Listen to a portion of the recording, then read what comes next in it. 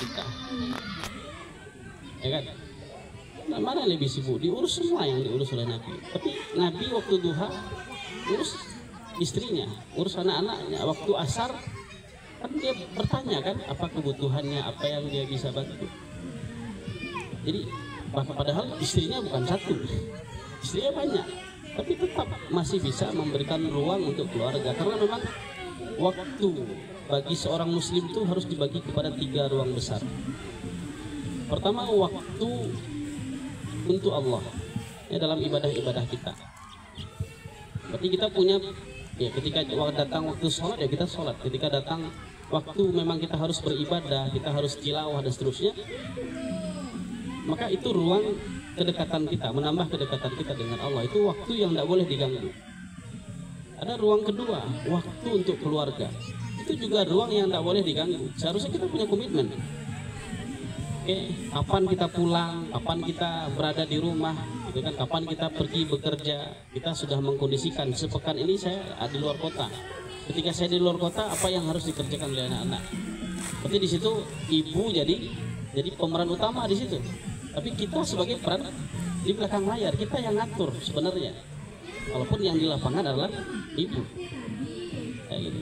Jadi ada waktu bersama keluarga. Makanya Nabi ketika di waktu-waktu bersama keluarga, Nabi tetap meluangkan waktu bersama keluarganya. Ada waktu yang paling besar seharusnya yang kita punya, waktu untuk diri sendiri.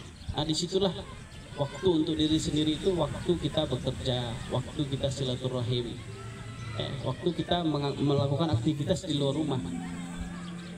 Jadi 3 waktu ini bukan 3 waktu yang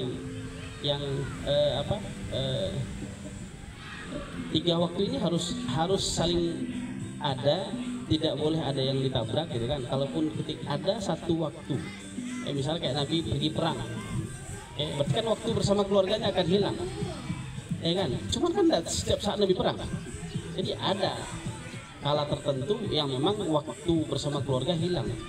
Tetapi ketika selesai urusan di luar, maka ketika Nabi pulang kembali ke rumahnya, waktu bersama keluarganya tetap harus ada. Jadi makanya kemudian ketika pendidikan hari ini hanya dilakukan secara lebih banyak oleh para bunda, ya. Para ayah kan kadang nggak tahu. Kalau kita lihat di banyak tempat itu mau kemana anaknya sekolah, semuanya diatur oleh bundanya, gitu kan. Oke. Nah, sementara tadi ideologi, cara berpikir, kan kita pernah sampaikan ya, di beberapa titik, gitu. Misalnya di antara kebaikan orang-orang Quraisy, kafir Quraisy itu apa? Kenapa mereka menolak dakwah Nabi? Kenapa mereka menolak masuk Islam? Kedekatan mereka dengan anak mereka sampai pada titik ideologinya sama dengan ayahnya. Kan bahasa yang mereka pakai apa? Kenapa engkau tidak mau masuk Islam? Karena ayah saya tidak pernah mengajarkan begitu. Agama saya, agama ayah saya.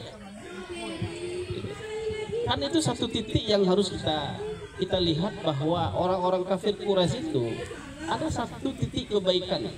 Kedekatan mereka bersama anak-anak itu sampai kepada titik kedekatan yang menurunkan ideologi ayahnya.